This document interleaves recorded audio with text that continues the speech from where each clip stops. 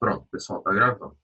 Então, bom dia mais uma vez. A gente vai começar hoje, pessoal, conversando sobre o finalzinho da última aula, tá? Nós, na última aula, conversamos um pouco sobre os equinodermos, né? A gente está vindo aí numa sequência aí de falar de artrópodes, equinodermos, falamos sobre anelídeos, moluscos, né? Nas últimas aulas. Na última, especificamente, falamos sobre o filo Equinodermata, né? Equinos, está falando de espinhos, estruturas semelhantes a cerdas, né? Que estão presentes nesses indivíduos. A gente tem como representantes aí o ouriço do mar, estrela do mar, pepino do mar, bolacha da praia, o lírio do mar, né? Enfim, esses organismos eles têm em comum essa característica desses espinhos, né, entre aspas, e tem algumas particularidades, né, um endoesqueleto calcário, um sistema específico para circulação, para movimentação, que é o sistema ambulacrário, enfim, nós conversamos sobre isso na última aula. E ficou aí a atividade para fazer durante a semana, né? E eu vou fazer o seguinte: geralmente eu pergunto, né? Pessoal, tem alguma questão para a gente fazer e tal? Eu vou escolher aqui algumas questões para a gente fazer, tá certo? É, pessoal, o praticando a questão de número 3 tem assim, ó, praticando 3 a página 568, tá? Diz assim, ó, praticando 3. Assinale a alternativa que completa corretamente as lacunas do texto a seguir. Então, tem assim, ó, nos equinodermata, aí tem tracinho, que inclui animais exclusivamente, tracinho. Aqui só pode ser filo ou classe. Equinodermos, a gente está falando de filo, ok? Então, nos equinodermata, um filo que inclui animais exclusivamente o quê? Aquáticos, marinhos. Todos os equinodermos, pessoal, eles são marinhos. São aquáticos, obviamente, mas são exclusivamente marinhos. Todos vivem na água do mar, da água salgada. Então, equinodermatas, tal, filo marinho, né, exclusivamente marinho, como aí aqui tem anêmona e estrela do mar. Anêmona, pessoal, alguém lembra qual é o filo das anêmonas? As anêmonas do mar pertencem ao filo dos quinidários, tá? Elas são parentes ali dos corais, da água-viva, tá? Então, não é equinodermato. Equinodermato vai ser o quê? Estrela do mar. Então, filo, marinha, estrela do mar. Está entre essas duas, letra D e letra E, estrela do mar. Há um sistema hidrovascular denominado sistema ambulacrário, as duas têm. O corpo é revestido externamente por uma epiderme ciliada sob ou seja, abaixo dessa epiderme ciliada, que tem os espinhos, né? Se situa o quê? Um endoesqueleto. O esqueleto é interno, tá? Então, a letra D, a questão 3 do praticando é a letra D. Nos outros, vocês têm aqui isso aqui resolvido, você já tem aqui a resposta. É Deus. D de dado. Vou colocar aqui 3D. Ok? Letra D aqui. Vamos para o 4 aqui. Vou pegar aqui uma sequência. A questão 4 diz assim, ó. A coluna da esquerda a seguir possui características de diferentes filos animais. A da direita, 3 filos de invertebrados, que a gente já estudou. Associe adequadamente a coluna da direita, aqui, à da esquerda. Então, vamos lá. Primeiro, tem assim, ó. Aqui tem artrópodes, moluscos e equinodermos. Aí, vamos lá, ó. Vou pegar pelo que a gente viu agora, ó. Locomoção realizada pelo sistema ambulacrário vai ser o quê? A gente acabou de falar equinodermos, então vai ser o 2 aqui, o final vai ser 2, ó. Então só pode ser letra B ou letra E. Letra B ou letra E. Então, vamos lá. Mas vamos aqui, ó. Corpo composto por exoesqueleto, que tem esqueleto externo. Quem é que tem esqueleto externo? Artrópodes ou moluscos? Vocês lembram? Esqueleto externo. Molusco. No. Artrópodes? Artrópodes, pessoal. Ó, artrópode. Lembra que quando você vai pisar numa barata, que é um artrópode, você quebra, dá um crack. Dá um crackzinho. Aquele crack é o esqueleto externo que se quebra. Que ele é formado, esse esqueleto externo dos artrópodes, ele é formado de um açúcar, que é a... Alguém lembra? Bota na prova esse negócio. É o que, Bruce? Ó, o esqueleto externo, esse esqueleto que quebra, tá? Nos artrópodes, o exoesqueleto, ele é formado por um tipo de açúcar, um polissacarídeo. Alguém lembra o nome desse polissacarídeo que quebra? É um açúcar estrutural.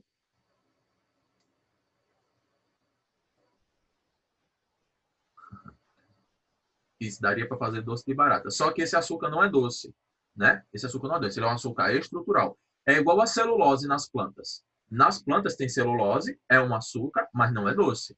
É o que faz o papel aí que você pode estar anotando em alguma coisa. Esse papel é feito de um açúcar. Isso aí é açúcar, celulose, certo? Mas não é doce, porque é um açúcar estrutural. Os açúcares doces geralmente são açúcares energéticos, né? Exemplo, sacarose, glicose, frutose, galactose, são açúcares energéticos. Os açúcares estruturais, eles não têm essa característica. Então, resumindo, os artrópodes, eles são formados por um exoesqueleto, um esqueleto externo, e esse esqueleto externo é formado por um açúcar que é a quitina, tá? Quitina. Esse açúcar, ele está presente não só nos artrópodes, mas está presente também nos fungos. No cogumelo, por exemplo, ele é formado de quitina também. Ok? Ele tem quitina na parede ali das células. A gente fala isso. Então, a sequência aqui seria, ó, vamos lá. Corpo composto por exoesqueleto seria artrópodes. Tá? Deixa eu admitir aqui o pessoal que está entrando agora. Então, corpo composto de exoesqueleto, artrópodes. Valva com estrutura para proteção, como estrutura para proteção, moluscos. Tá? E locomoção realizada pelo sistema ambulacrário, equinodermos. Então, vai ficar 3, 1, 2. 3, 1, 2, letra B de bola. Tá? O 4, letra B de bola. Fechou? Vamos aqui para... Deixa eu ver aqui, pegar um aqui, outro.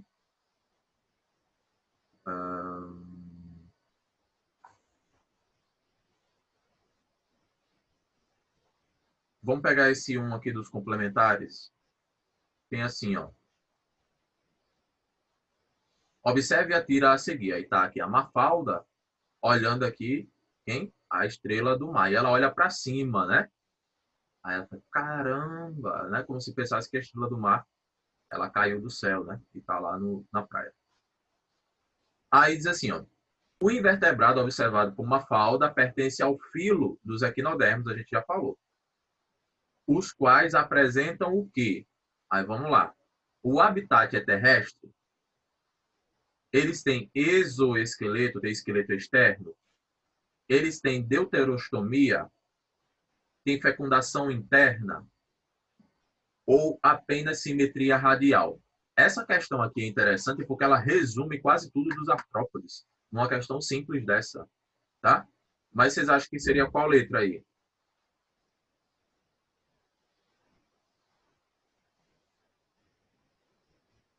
Um dos complementares aqui, ó.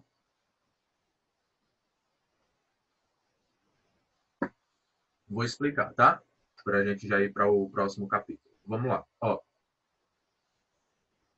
Se você olhar para o lado aqui, ó, olhar para o lado, já está dando a resposta, ó. Do lado aqui, ó. Peraí. Do lado aqui na questão 7, ó. os equinodermos são animais o quê? Deuterostômios, marinhos, tá? Já matou. Ainda tem assim, ó, que apresentam simetria radial na fase adulta e bilateral na fase de larva. Já matou tudo, tá? Ó, então seria justamente isso, ó. Lívia já tá falando ali, letra C, né? Tá dizendo, ó, eles possuem habitat terrestre? Não, tá dizendo que eles são o quê, ó? Marinhos. Marinhos, já não é.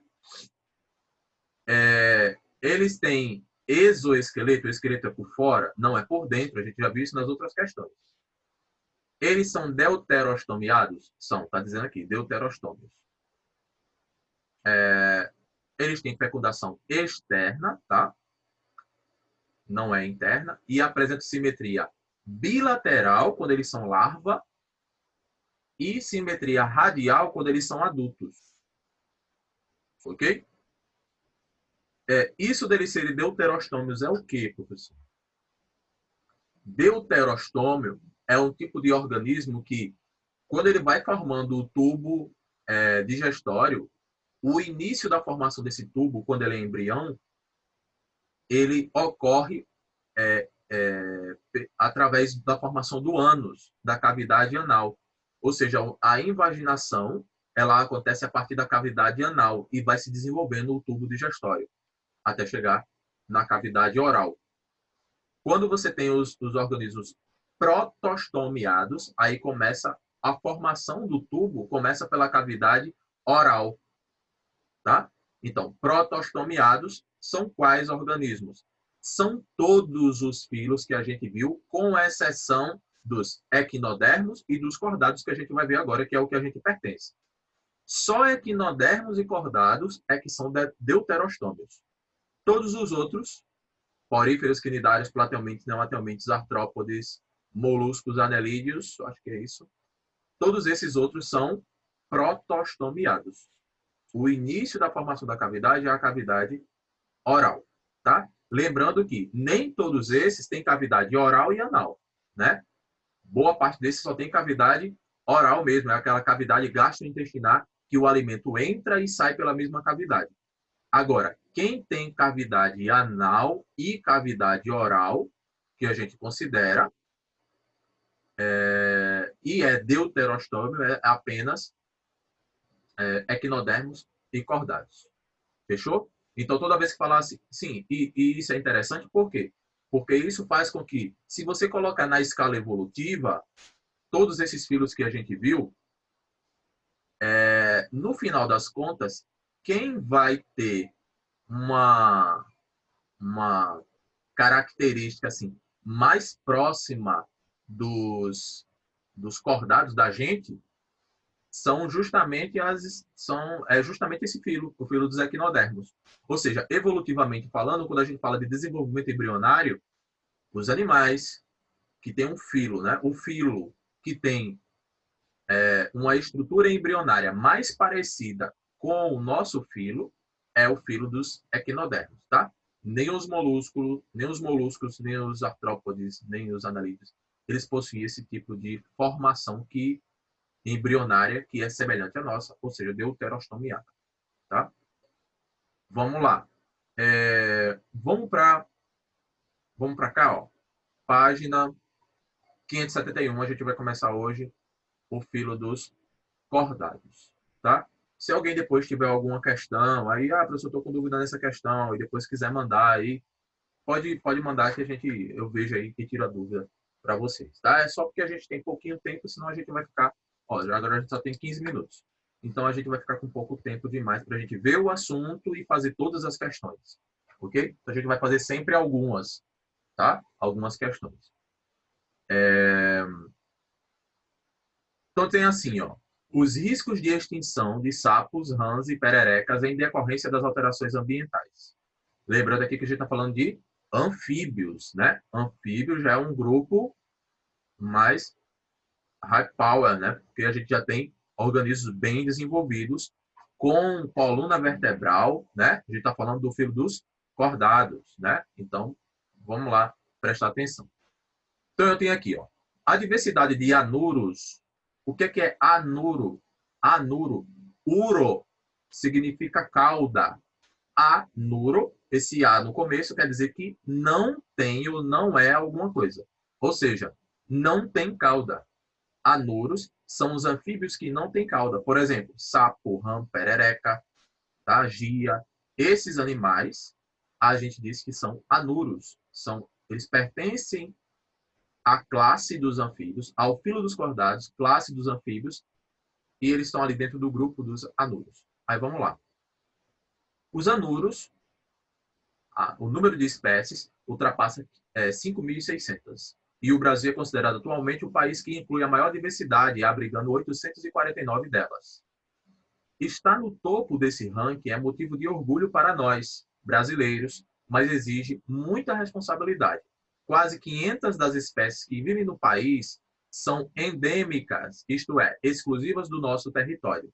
Isso significa que se alguma delas for extinta, o mundo todo perde parte de sua diversidade. Mas, quando se fala em extinção, muitos imaginam tratar-se de um fenômeno distante da realidade. Atualmente, os anuros são reconhecidos como um dos grupos de animais mais ameaçados de extinção em todo o mundo e vem sofrendo uma crise de grandes proporções desde a década de 1980. Cerca de 30% das espécies de anuros correm risco de desaparecer nos próximos anos. Por que isso? Especialmente por conta da elevação da temperatura e a destruição de habitats. Tá? A temperatura vai aumentando, os anuros, os anfíbios em geral, eles são sensíveis ao aumento da temperatura. A pele deles é uma pele sensível, né? Eles não podem ficar em ambiente que a umidade do ar seja muito baixa. Então, o habitat ele vai desaparecer, né? As lagoas secam, enfim, os córregos, nascentes, e esses animais eles vão desaparecendo. Então, tem aqui, ó, a radiação ultravioleta em níveis adequados é benéfica ao organismo. Já em excesso, pode provocar mutações e deficiências imunológicas. Em humanos, sabemos que a incidência de câncer de pele tem aumentado, acompanhando o aumento da incidência de raios do tipo UVB. Essa radiação é emitida pelo Sol e a intensidade com que atinge a Terra aumentou em decorrência da rarefação da camada de ozônio, né? Ficou mais ralinha, né? A concentração do ozônio em algumas regiões. Lembrando que isso aqui é de, o ano 2020. Não, o acesso em 2020. Mas isso aqui não é de 2020 não, tenho certeza. Mas vamos lá. Nos anuros, os raios UV atingem especialmente os ovos e embriões, prejudicando o desenvolvimento, gerando anomalias e causando problemas no sistema imunológico, deixando-os mais suscetíveis ao ataque de agentes infecciosos, ou seja, sofrem com doenças. No caso dos anfíbios, o agente infeccioso mais importante, ao qual o declínio e a extinção de populações tem sido atualmente a maior e mais iminente, tem sido atribuídos é o fungo aquático da família Chytrididae e que tem sido chamado BD para facilitar. O BD é considerado atualmente o maior e mais iminente ameaça aos anfíbios nas regiões tropicais. A doença que causa Chytridiomicose é considerada uma ameaça muito grande aos anfíbios por apresentar características que favorecem o contágio e a dispersão intensa. O fungo afeta girinos e adultos de uma grande diversidade de espécies de parentesco próximo ou distante. Muitos anfíbios são considerados bioindicadores. Olha esse nome, bioindicadores, guarda esse nome, tá? Por quê? Ao longo dos tempos, ao longo dos últimos anos, está havendo um aumento da quantidade de questões que abordam esse tipo de assunto. Bioindicação, monitoramento ambiental, controle biológico, sabe? Que é o quê? É você utilizar uma espécie para você ter alguma informação. Você faz o controle da espécie, você fica monitorando a espécie para você saber a qualidade do meio ambiente. Isso é biomonitoramento. Por exemplo, você utiliza anfíbios, aí você vai controlando a quantidade de anfíbios. Aumentou a quantidade de anfíbios, então o ambiente está bom, ele tem água, ele tem bons recursos. Diminuiu a quantidade de anfíbios, porque secou, o ambiente está mais seco, a temperatura deve estar mais alta, vamos monitorar a temperatura, vamos observar se tem algum outro organismo invasor, sabe? Então, você monitora o ambiente através do monitoramento de uma espécie ou de um grupo de seres vivos. Esse biomonitoramento é importante. Então, os anfíbios, eles são bioindicadores, eles indicam características do ambiente só por sua presença naquela região. Então, diz assim, ó, a pele permeável e o ciclo de vida em ambiente aquático e terrestre são características que os tornam suscetíveis a alterações no ambiente, tanto físicas, umidade, temperatura, por exemplo, como químicas, poluição, por exemplo. A sensibilidade de algumas espécies permite dizer que o ambiente não vai bem quando deveriam estar presentes e não estão. Pensando assim, o declínio de tantas espécies de anfíbios parece mais grave. Mesmo em áreas que o ambiente está aparentemente preservado, o desaparecimento de espécies de anfíbios nos diz que existe algum tipo de problema. A crise é um importante alerta. Se os anfíbios são os primeiros a sofrer com as alterações do ambiente, nada impede que os próximos sejamos nós, os seres humanos. Aí você vai dizer assim, professor, mas é um sapinho. Isso é besteira. Um sapo, ele desaparecer, eu nem gosto de sapo, são umas pestes, bicho feio, não sei o que, falar alguma coisa assim. Só que eles realizam um controle biológico de outras espécies.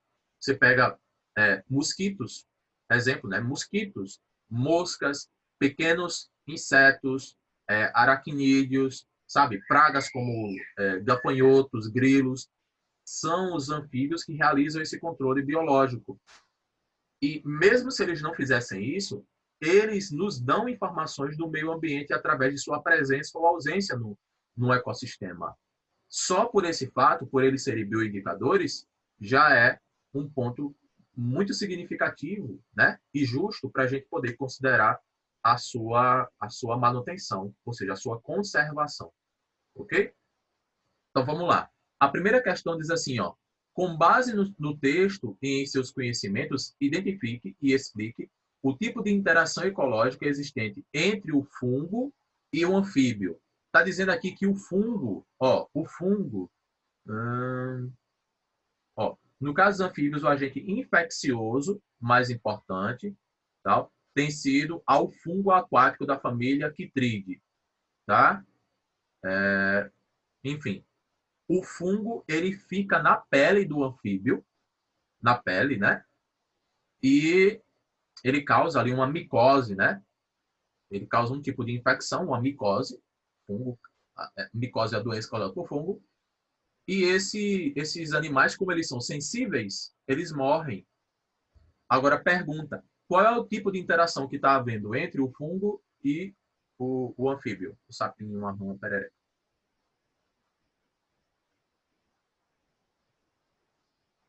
Qual seria o tipo de interação?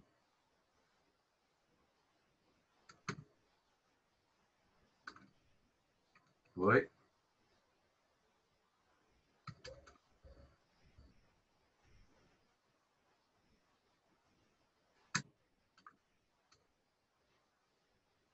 Nada, pessoal. Estou só olhando aqui, ó. Tem um monte de gente aqui. Tem 11 pessoas aqui. A pergunta, Arthur. Pergunta. Qual a interação que está acontecendo aqui, que foi falado no texto, entre o fungo, esse fungo está dizendo aqui, da família Chytrididae, ó, e os sapinhos, está falando aqui, ó, os anfíbios. Está dizendo que esse fungo ameaça os anfíbios nas regiões tropicais. Tal. Qual a relação que acontece entre o fungo e os anfíbios?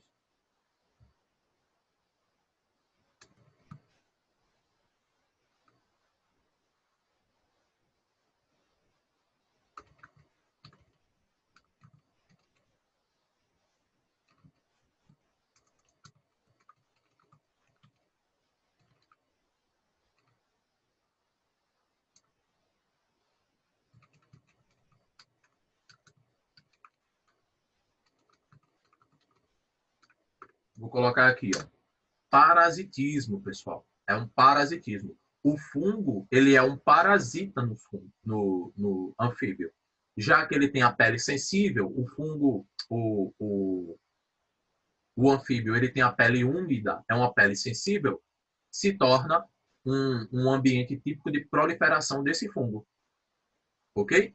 Então, o fungo ele fica na pele da rãzinha lá e ele vai se desenvolvendo. Ou seja, o fungo ele vai ser... Ah, eu coloquei errado aqui. Não é o fungo que tem a pele sensível, é o anfíbio. Desconsidera a minha resposta. Eu vou botar de novo aqui. Ó. Parece, pois os anfíbios têm a pele sensível e se tornam hospedeiros do fungo. Pronto, acertei. Botei, ajustei aqui. Ó. Parasitismo. Pois os anfíbios têm a pele sensível e se tornam hospedeiros do fungo. Pronto, fechou.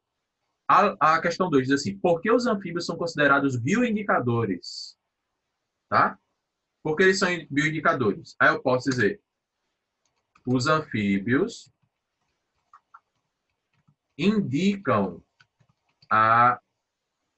indicam características do meio ambiente através de sua presença ou ausência no habitat.